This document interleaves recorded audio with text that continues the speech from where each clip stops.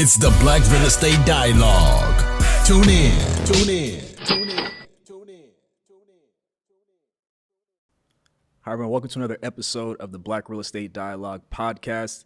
Definitely make sure you subscribe. Make sure you like, share on all the platforms. Definitely appreciate it and helps us go a long way.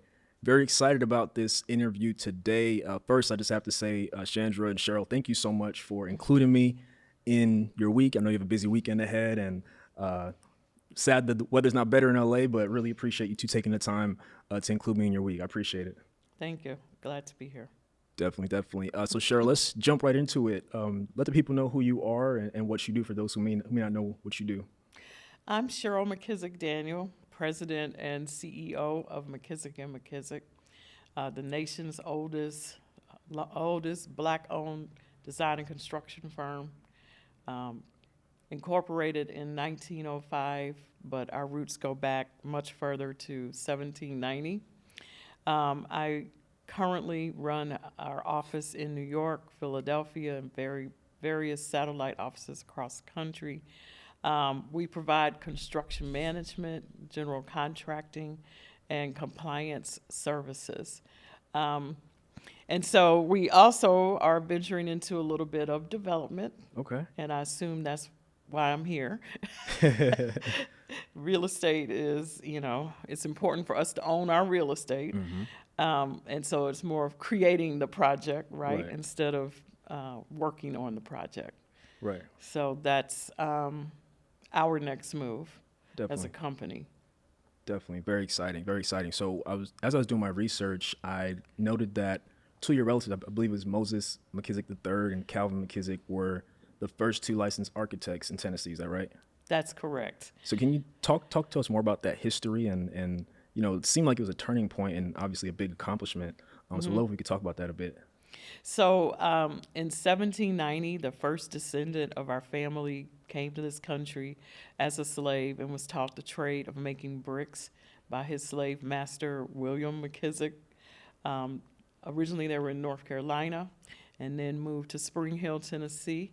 Just so happens, Chan and I were there this past week, and we got to see the three mansions that were actually built with my great-grandfather and my great-great-grandfather and my great-grandfather's bricks. Wow. So Moses McKissack I, he was the first descendant of our family. He was taught the trade of making bricks.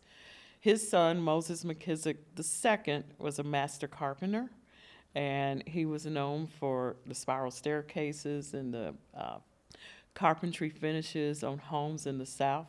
And we saw it. It was just absolutely amazing. These homes that were built in the 1850s, 1860s, the floors are still level. That's crazy. It's crazy. The walls are so thick. These homes were built to last hundreds of years, and they are lasting hundreds of years. So Moses McKissack III is my grandfather, and he and his brother Calvin were the first Black licensed architects in the country with license 117 and 118 in the state of Tennessee. They incorporated us, however, in 1905. So in 1905, there were no architectural licensing laws.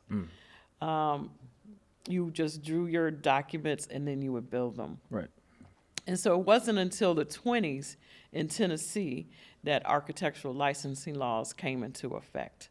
So now these two men that have been in business for 15 years, if they didn't get their license, they were going to be out of business. And so they went to architecture school through correspondence. And then if you could imagine two Black men in the South going, to the courthouse to take their license, they were rejected over and over and over again. They finally found favor with one of the board members who convinced the rest of the licensing board that they weren't going to pass. So they may as well let them take the exam. And so they took the exam and they passed. And of course, they didn't want to give them their license, but eventually they did. And because they became the first Black licensed architects in the country, Tennessee, the licensing board got a lot of notoriety. And so they now realize that this was, a unique opportunity for them. Right. And so they supported my grandfather and my great uncle, Calvin, to get their license in 22 other states. Wow. It is truly an amazing story. Like I said, we were there in Nashville, and there's a place called Pulaski, which is where the Ku Klux Klan started. And that literally is 30 minutes from Spring Hill, Tennessee. Wow.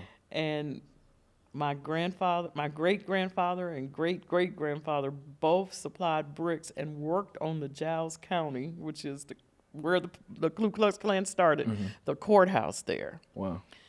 So when you think about the fact that, these black men were able to achieve what they were able to achieve back in that time with all the hostility, you just begin to wonder, just like, how did they get it done? I know it's a sense of strength for me when I have to go up against, the hard knocks of New York City. Yep.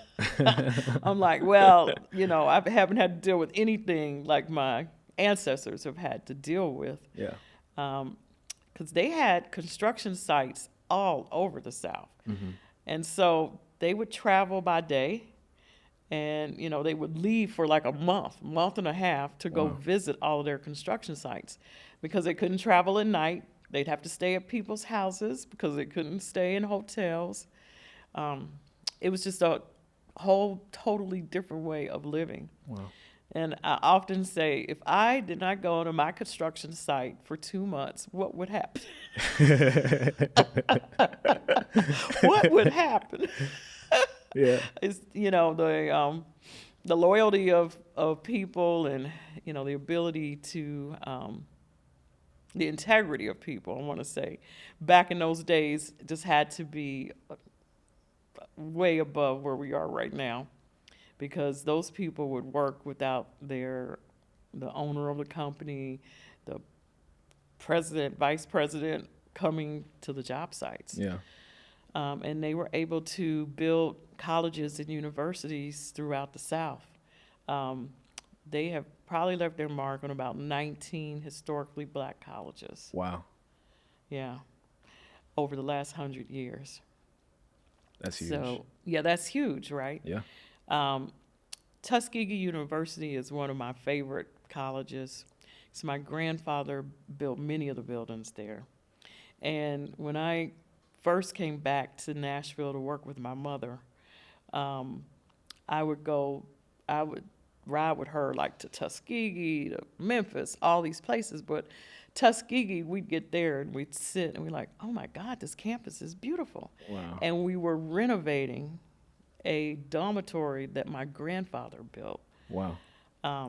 And so it was just a sense of pride for these universities. Fisk University, the library, Carnegie Library, where the Aaron Douglas murals are painted directly on the wall. Wow.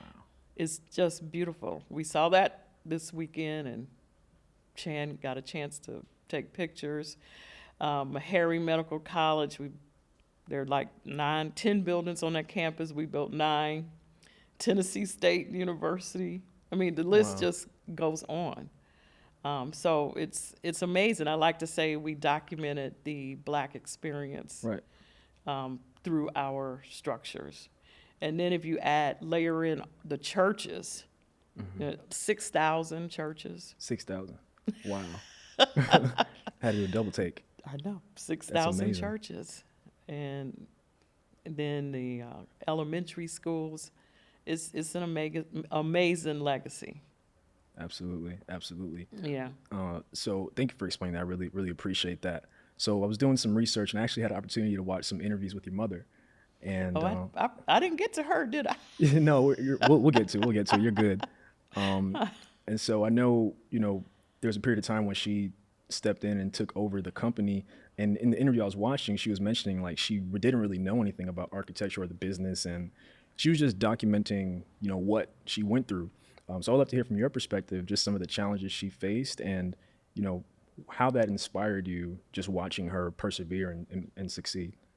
Yeah, so when Moses McKissack the third, my grandfather and his brother, they left the business to my father, Right. who was William McKissack, and we used to call him a good old boy, because he. No,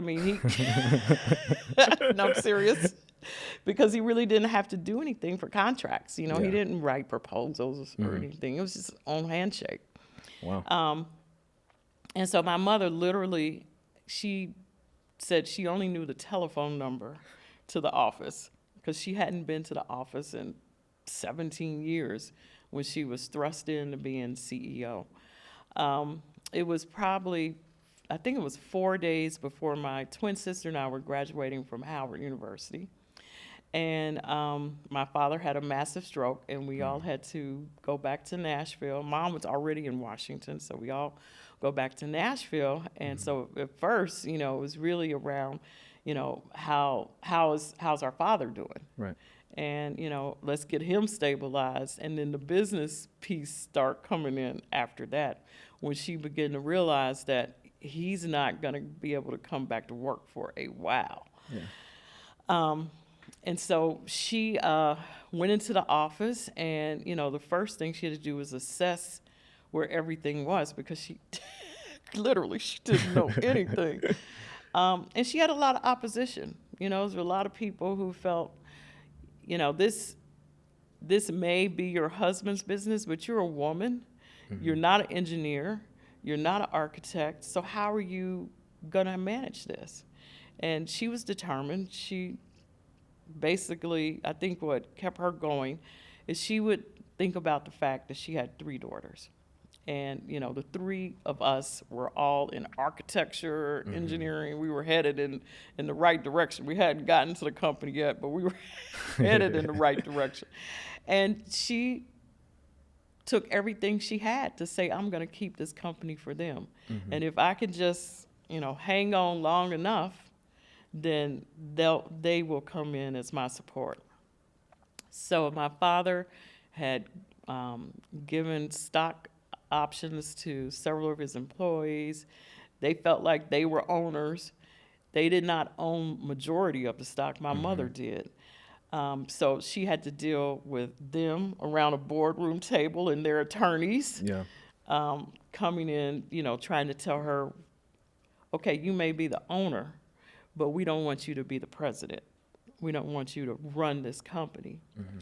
And my mother said, I'm definitely going to run this company. And she has a master's degree in psychology. Mm-hmm. And I always say that she's able to understand the manias and the phobias of people that can't understand why a woman can run a business. And so she was determined. Yeah. And she did it. She was one of the best salespeople the company ever had. She sold business all the way up to Washington, D.C. And so there were several businesses. It wasn't just the architecture, engineering business. She had to deal with the construction business, which she didn't understand how that operated. Daddy's partner came in one day and gave her a bag full of cash. Said, this is your cut. And she's like, cut for what? And that's when she said, something's not right about this business. I think I need to get rid of this. And she did. Yeah. He owned real estate. We owned College Hill, which were apartments right next to Tennessee State. So Mom had to handle that. She had to deal with the realtor and, renovating and everything you have to do around an apartment. Wow. And then he owned Devonell, which was another apartment complex. So she had a lot to do, and then property everywhere. Yeah. And so, my father was a man's man. He didn't really go home. First of all, he didn't expect anything was going to happen to him. I think if he had, he would have set things up a little better. But Mom did extremely well. She was able to get a grasp on that. And, that is extremely inspiring to me. She always felt like women were equal. She always felt black people were equal. And she just never had a problem walking into a room full of men. In Nashville, all we had was white and black. Yeah. That's all we had. Yeah. Now we have a whole lot more. But my mother had no problem doing that. Yeah. She became like a peacock in society, if you ask me. She integrated the Swan Ball, which was the elite arts community of Nashville. Mm-hmm. And then she sued the city of Nashville over the airport when they did not let one contract to a minority. And although she sued, they blackballed her for about 5 years, but they gave a contract to another minority firm. And she thought that was a win. Wow. It didn't bother her really that she didn't get the work, but that she opened up a door. She kicked through a door. Definitely. Probably 20 years after she sued the city of Nashville, the attorney that was on the other side saw Mom and I out to lunch or dinner. I can't remember where it was. And he came over and he kneeled and he said, "You are an amazing woman. And you were right at that time." I mean, That's deep. It went 20 years later for, her to, get her flowers from this man that had, gone after her extremely hard. And today she's the same person at 92. At 92, she's the same person. Yeah. I remember my early days in New York, and I'm building. I got great contracts, but I needed to build more. I needed to make that next level move. And I called Mom because I'm looking at TV, and there's Pataki. He's our governor. And I said, "Mom," and I just talking, "Mom, if I could meet that man, I think it would change things for me, and it'd be a game changer for me." So Mom said, "Oh, I'll call you right back." And I'm like, what is she doing now? She called me back probably a day later, and she says, "Cheryl, guess what?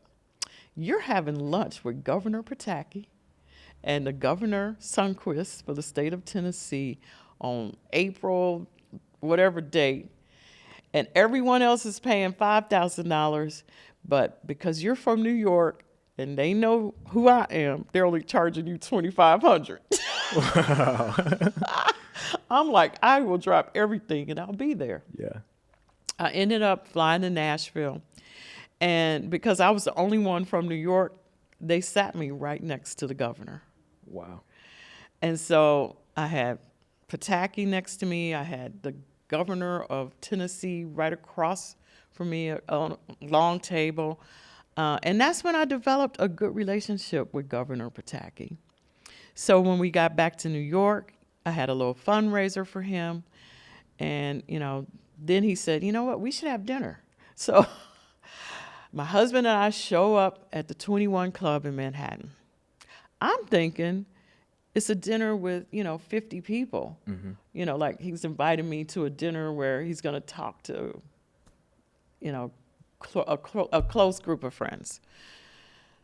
I get there, and the maitre d' takes my husband and I over to a table with 5 people. I'm like, "Is the governor coming?" They're like, "Oh, yeah. He's coming with Patrick Donahue and Kathy Blaney." I said, "It's just the 5 of us?" He's like, "Oh, yeah." I swear to God. I start sweating from here to here because I wasn't prepared for that. Right. I have learned over the years that when you sit in front of a politician, you have to have an ask. You have to have something that you want to ask. And I wasn't prepared for that. And so the governor comes in, and we're sitting, we're talking, we're getting to know each other. He said, "How can you help me? How can I help you?" And I just put, "I'm just trying to get rich here." Like, And then I just laughed because Yeah. that was the honest truth. Okay, but I couldn't figure out how to change it into what I really wanted to say, which is I need more projects here. But he understood and he laughed and he said, well, New York's a great place for you to get rich. And then he, from there, introduced me to a lot of his cabinet members, and it was a game changer because they began to look at us as not a sub-consultant in an MWBE program, but begin to look at us as someone a company they could make a prime contractor. Right. And that's what we did. And, Republicans were different back then. Mm-hmm. Republicans were transactional, very much about the business and right. getting business done and business to other Republicans. Right. And so that is how his administration worked. And, it had nothing to do with color. It had everything to do with business. Right. And, wanting to promote a firm out of Nashville in New York because of the relationship with the governor. Right. It's all relationships. It always comes back to that. And so my mother did that. Yeah. All the way from Nashville. She took her leverage and moved the needle for me in New York. Definitely. Shout out to Mom. Shout out to Mom. Appreciate you diving into that. So, did you always know you were going to be in the business? Were you and your siblings like groomed to be in the business? What was that like for you? Yes. I didn't know. We always knew we were going to be in construction, mm-hmm. architecture, or engineering. Yeah. My father used to have a saying: "You can go to any school that you want to, but the only school I'm paying for is Howard University." So we always knew we were going to go to Howard, and we knew it was going to be architecture, engineering. Mm-hmm. But when I graduated from Howard, I wanted to move to New York. The only place I ever wanted to work was New York City. And I didn't really want to work for the family company because the company wasn't in New York. So mm-hmm. I knew I wanted to go out, get experience from other large companies. Mm-hmm. And of course, if you can make it in New York, you can make it anywhere. Yep. And any company that you work for there, it's just the experience and what you learn from those corporations, you can take anywhere. So that was my plan, and that's exactly what I did. I worked for Weilinger Associates, which is a world-renowned engineering firm. Mm-hmm. I designed silos for missiles. And then from there, I went to Turner Construction. Yeah. And that's when I decided, this is what I like. I like construction. There's no one at that time who would walk into a room and say, "Oh, you're an engineer." I never got that. I just didn't have the engineering personality, even though I loved the work. It just wasn't where I could flourish. Construction was a little different because it's more hands-on, more people, and I really enjoy people. Yeah. And so motivating people, talking to people, collaborating, and that's what construction is. And so that is, where my heart was. And so I'm at Turner for several years, and that's when my mom called up my boss and told my boss I was quitting. Then she called me and told me, "Cheryl, you quit today. I just talked to your boss." I'm like, "Not John McGordy." John was like the type of boss you're afraid of. Yeah.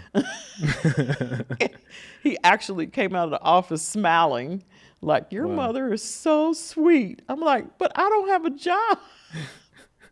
He's like, "You're going to Nashville."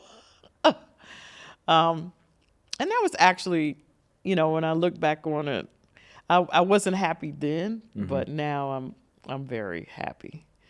Parents just have that sixth sense. Yeah. They know what you need to do, then the next step. And sometimes they have to step in. I actually just used this on my own daughter. My daughter, Daryl, she graduated from George Washington University, and moved here to LA.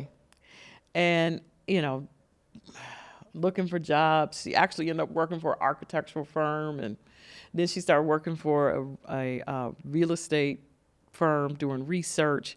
And then during COVID, she was laid off. And so I said, well, you can work for the business, remotely. Nobody's in the office. Everybody's working remotely. So she's been doing that since 2020. Wow. And so now, of course, as time progresses, she wants a raise. She wants, more prominence. I'm like, well, you can't do that in LA. Like, how are you going to do that in LA? We're not operating in LA.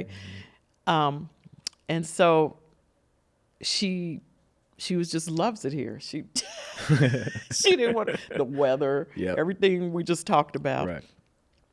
And I'm like, you know what? Sometimes you have to take a sacrifice to get your professional career together so that you can become the person and have the resources that you need so that you can move back to LA in the future.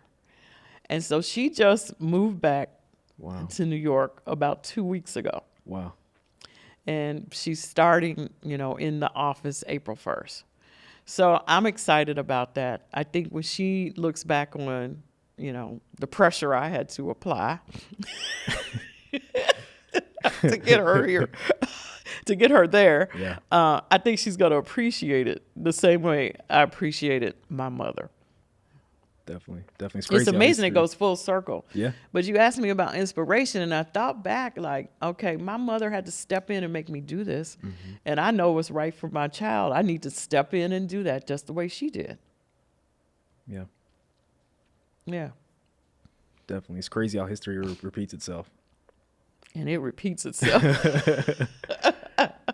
That is so true. Yeah. Definitely. So I know as I was doing research that you eventually purchased the company from your mother and became the leader of the company. What was that transition like? Because of course you spent a good number of years working with her and working at the company. What was it like to be the person in charge now? So after commuting to Nashville from New York for a couple of years, I decided I needed to go back to New York. Yeah. And I opened up my own company called the McKissack Group. And that's where, I began to really build and understand, how to build a company in a big, complicated city like New York. And then over time, probably I would say almost 10 years, my mother, her blood pressure is getting high. She's having, physical issues. People, the way they do business is not the way she's used to doing business. She trusts people. So I just came home. So I did to her what she did to me. I said, guess what? Today is your last day at work. You are retiring. Yeah. Period. She's like, no, I'm not. I'm like, oh, yes, you are. We're going to move that desk right from under you. And she said when she was walking to the car that day, she was doing leprechaun kicks because she was so relieved because the pressure had gotten so great. Yeah. So I came in, different from my mother. I already had a business. I am an engineer. I understood architecture and construction. So I could come in and interview her staff and figure out who's doing what. Yeah. And who needs to stay, who needs to go. But then, after I decided to keep her 3 offices open, the amount of work that you would get in the southern states, like her offices were in Memphis, Nashville, and Montgomery, maybe they were building schools for $4 or $5 million, $10 million. We build schools for $300 million in New York. Okay, so it was just a no comparison, but it's the same amount of work. Right. So I decided it's best to close those offices so I could spend all my time building in New York. Right. Which is a good thing for me because I really needed to focus. I mean, New York is fast paced. Right now, while I'm in LA, I don't know what's going on, but it's moving. Right. Transactions are happening, Right. and I'm not there. And so that's what I did. I sold everything. I closed everything, and then Mom really just did consulting work for me, which was been great, and she still helps. Wow. She still helps. She's awesome. a great help. It's like, Mom, I need to see the mayor of Nashville. No problem. She can make it happen. However, taking on the responsibility of McKissack and McKissack is a big responsibility. Mm-hmm. And, when I think about it, what keeps me going is I don't ever want it to go under during my watch. Yeah. I'm 5th generation, right? Businesses, I think it's 1 out of 5 businesses fail in the first year. So to be able to pass a company down to the 2nd generation after the failed businesses, I think that's about 60%, and then the pass to a 3rd generation is 20%, and passing to a 4th generation is 2%. Wow. And we're 5th generation, and we're Black in America. So when I started thinking about the gravity of that, like, oh my God, like, this is something that first of all, we should all be proud of. Yeah. Because with all the problems our country has, we were still able to do this. Others have been able to do this. There's this ability to create your own destiny. And so with that in mind, and thinking this is not going to happen I'm not going to have things go haywire under my watch, that's when I started thinking the real thing I need to do is to get the 6th generation a part of this business. Because then that's really an anomaly. That is a unicorn. Like, right. Where is the 6th generation business? And it's interesting now. It's all women. Right. And I have 2 girls. Yeah. So what used to be run by men is now all run by women. Right. Yeah. And so that's what keeps me going. That keeps me inspired. Definitely. Yeah. What were some challenges you faced in those early days, and what are some that you face now as a Black woman in this space? Well, in New York City, if you look at city contracts, less than 1.2 go to women of color. So, the challenge is that when you have an MWBE status, sometimes you're stigmatized that your staff isn't as good. A lot of times they try to say minority firms are more expensive. I have never understood that one. It's the thoughts that people project on your business, and the assumptions they have about your business. That you don't have bonding, you don't have capital. I'm like, well, you don't look at my bank account. Right. You don't know what I have, right? And I've actually seen some of the large companies' corporate accounts because they have idiots who mail it out by mistake. Okay. Wow. I've seen. Yes. Oh my gosh. One of the larger companies in New York, there was an RFP out. The client asked everyone to mail in their financial statement. This guy mailed it to everybody instead of just the client. And so I'm like, well, golly, you all are smoke and mirrors, right? Like, so don't come count what I have. Right. And say what I can or can't do. Only I can do that. There's always the fight of percentages. So when I first started with the MWBE program, when they first started in New York 30 years ago, the percentages were probably 10% MWBEs on all city and state contracts. Now it's up to 30, 35. Wow. But it really ought to be 50. Yeah. When you look at the capacity of MWBE firms. And so we are constantly fighting that fight. The majority of our program dollars go to white women-owned businesses.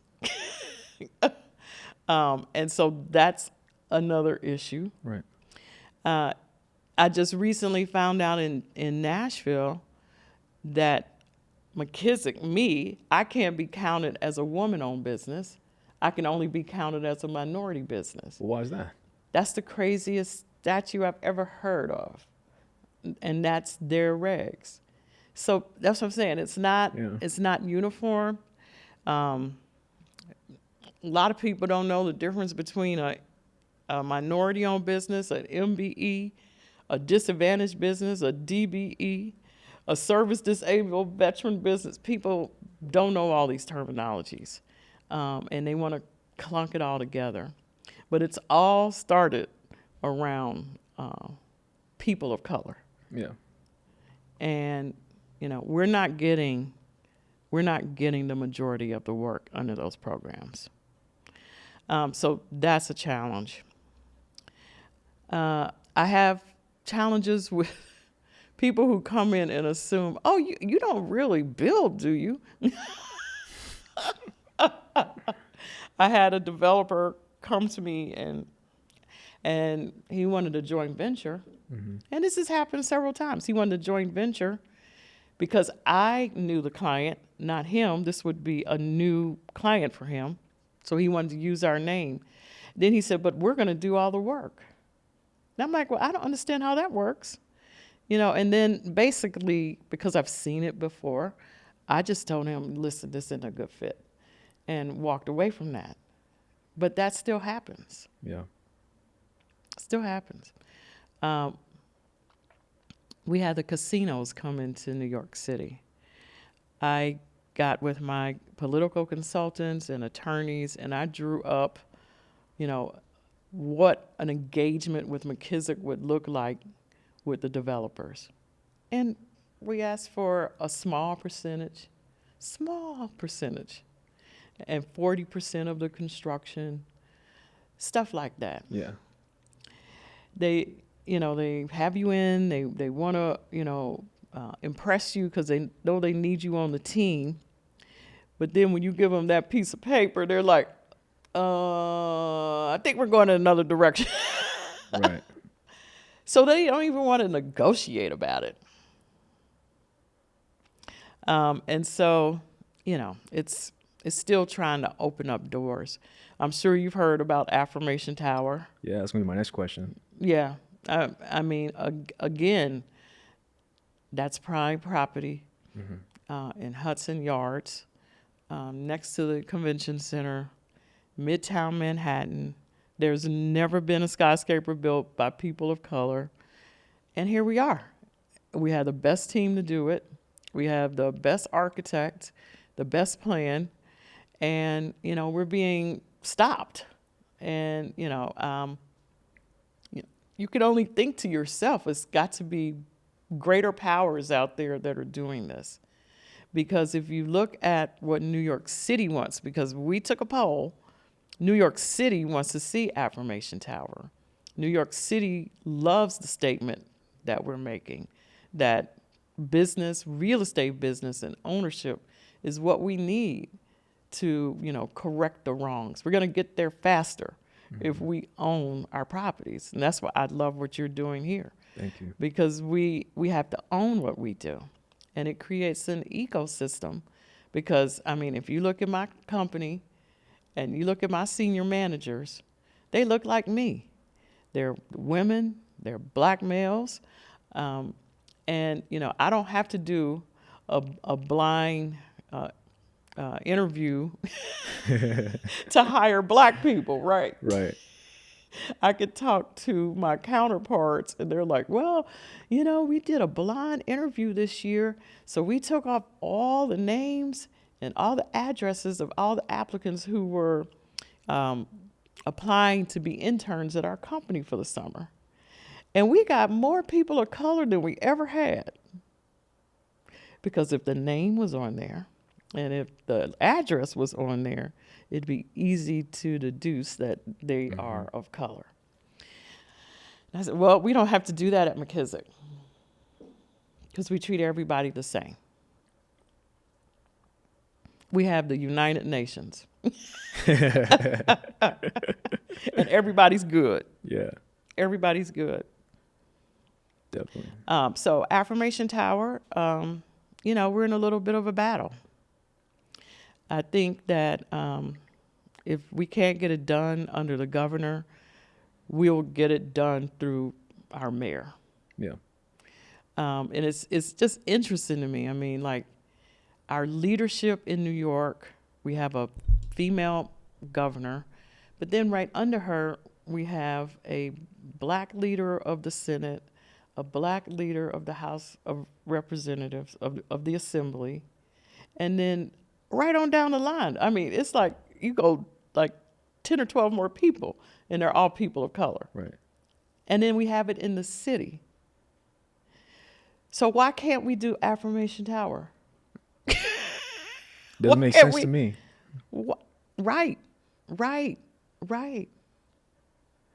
And it has nothing to do with Democrats or Republicans because they both have very serious issues. It has to do with economics and open up the doors for people like us to become,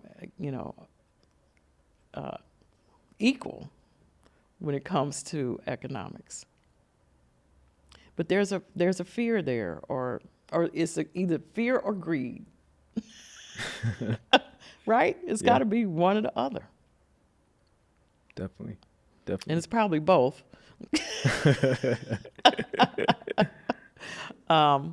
So anyway, we just keep pushing. My friend Don, he developed one building downtown, and that's probably the only building developed by a black person. Beautiful residential condo. And so we need more of that. Right. We need more of that. It shouldn't have to be in Harlem. I agree. Yeah. Definitely agree. Can you tell, for those who may not be familiar with Affirmation Tower, could you just share like the project and the team and just what the vision is for it? Sure. Affirmation Tower will be the second tallest building in Manhattan, just slightly below Freedom Tower because we didn't want to trump Freedom Tower. Designed by the world-renowned David Adjaye. He is a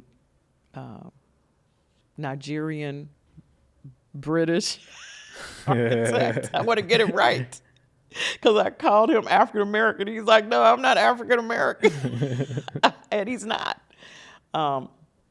His architecture is beautiful. It will hold the NAACP's national headquarters, New York headquarters. We're hoping to get Al Sharpton's museum, National Museum there. There'll be an office building, hotels. I think it's 2 hotels, one luxury hotel and a micro hotel, and a huge skating ring at the top. It would be an icon and beacon for all the world to see. It would be a tourist attraction. And it would have been built by us. Right. And that's what we want to see. Definitely. Is there anything we can do to support? Like, can we write letters to the governor? Like, what's the status of it now? Are you just kind of waiting for the RFP to be looked at again? So the RFP was out. We proposed. We did a presentation, and then December of 2021, it was she ended the RFP. Well, she didn't. What's it called? ESD rescinded the RFP because they said they wanted to have affordable housing. This is not a location for housing. Right. There's no train. There's no, retail. It's not a lot in that area. It's a huge convention center. Right. So we're waiting for that to happen. We're waiting for the RFP to come out. And we'll see. Yeah. We'll see.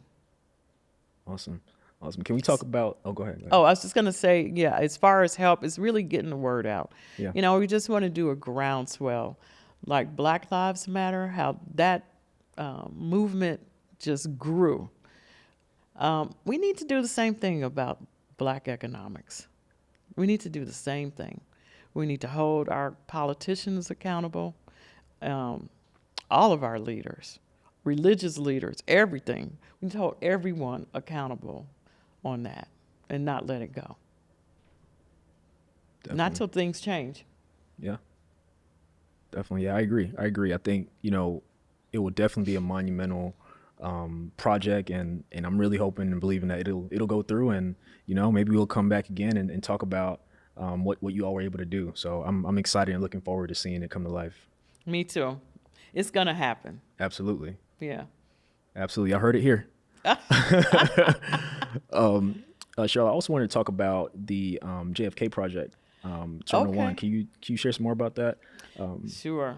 Yeah, we have been blessed to work on some of the most iconic projects in New York City, and JFK is definitely one of them.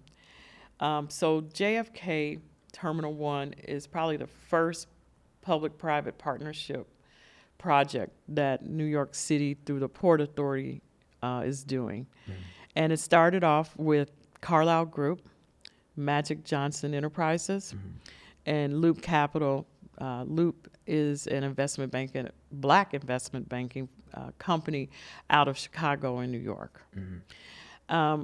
And so what they are doing is demolishing the existing Terminal 1 and building a new state-of-the-art terminal, which is going to cost the whole project's about $9.5 billion. Wow.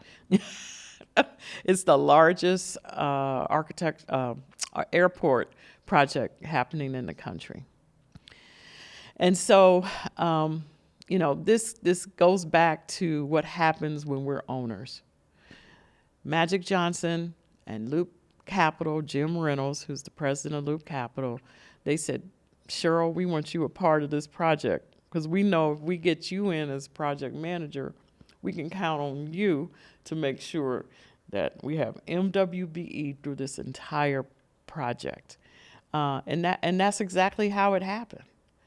And so we are the program managers for that project. We have responsibility to oversee design, construction, and the MWBE program, which is massive if you think about $9.5 billion. Yeah. We have been working on this project for 3.5 years, and it just got started in May. Wow. Just red tape, mm-hmm. Dealing with state, city, and local agencies in New York. It's overwhelming, to say the least. There were periods of time that we didn't think that this project was going to go ahead. In that process of the 3 years to get it to the point where, we could go to closing and actually have all the funding in place to complete the project, Carlyle decided to sell their ownership to a Spanish company called Ferrovio. Mm-hmm. And so that's kind of changed the flavor of things. But Carlyle still owns a portion of the project, but Ferrovio owns the majority of the project. But it's moving ahead, It took deep pockets. It sounds like deep it. pockets to get that going. Yeah. Other projects of ours are LaGuardia Airport Central Terminal. We did the entire MWBE program there. That was probably $4.5 billion.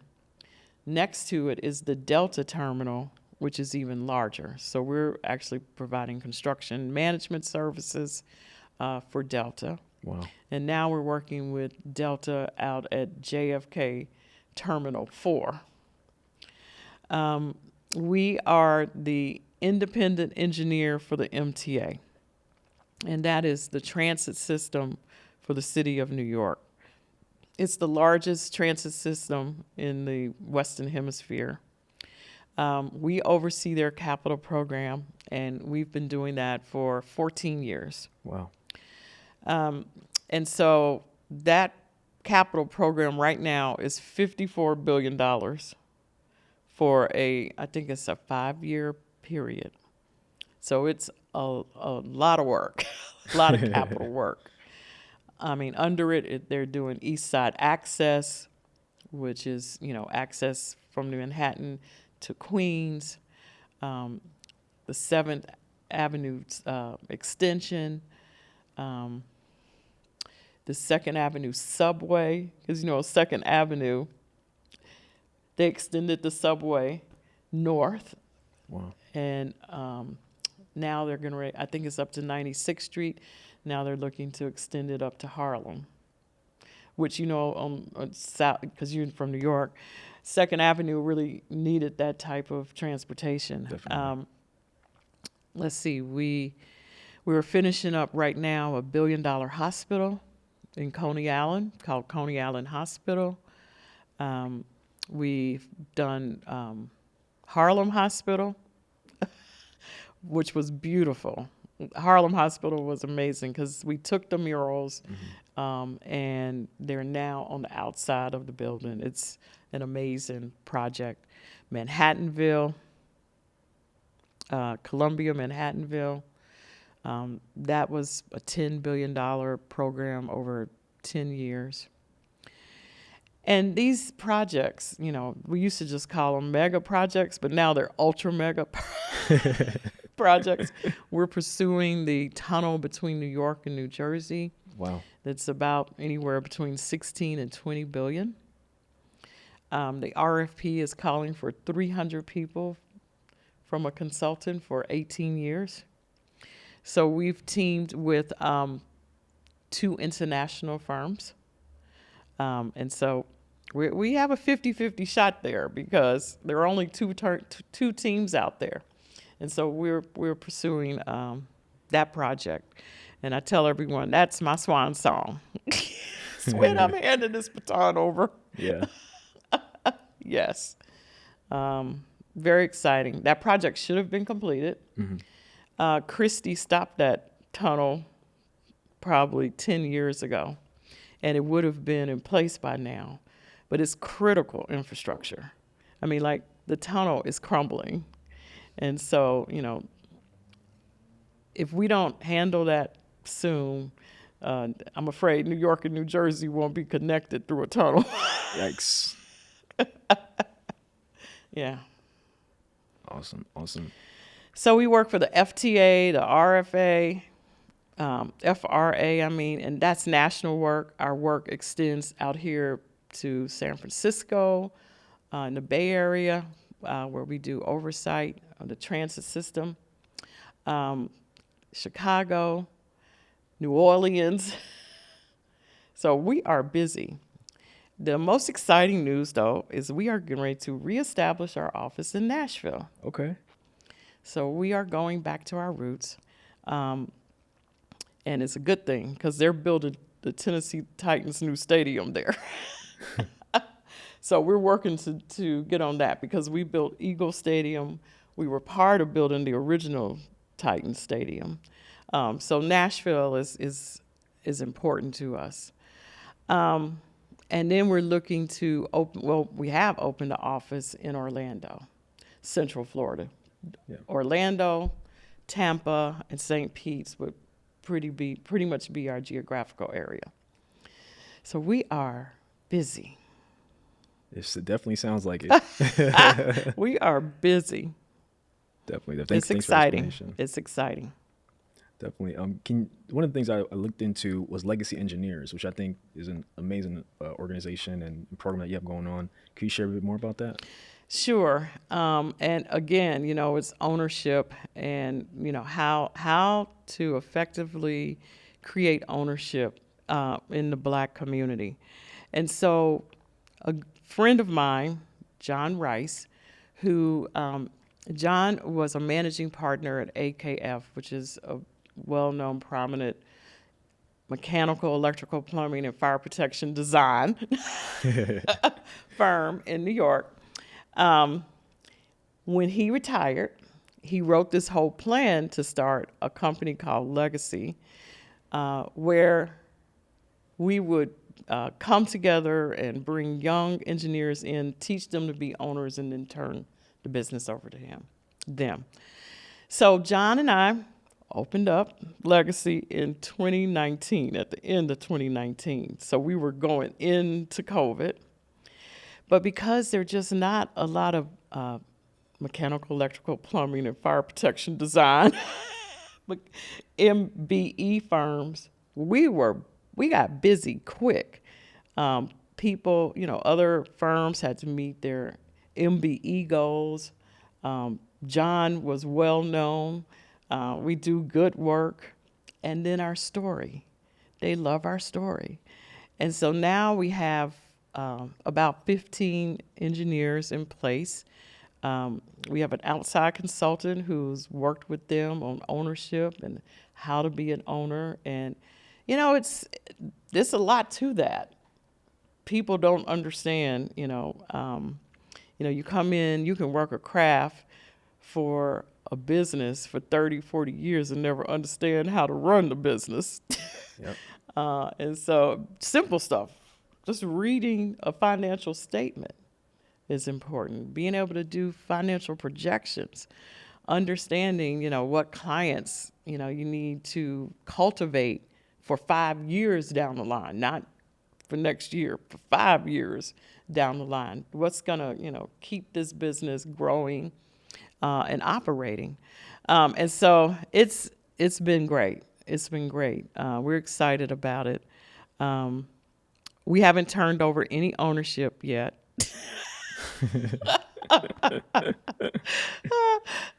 Because, I said, well, we need to build up the value of the company, and then it's worth something to turn over, right? Mm-hmm. And so we're in the process of that. So I think we'll be there in the next few years.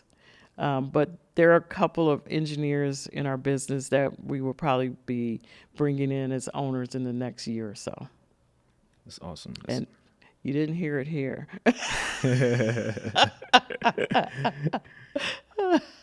Definitely. So when you think about the future of like the construction industry, what do you see? And then, how can, the next generation be a part of it? And, Black people, women, like how can everyone be a part of it? So I think like any other business, IT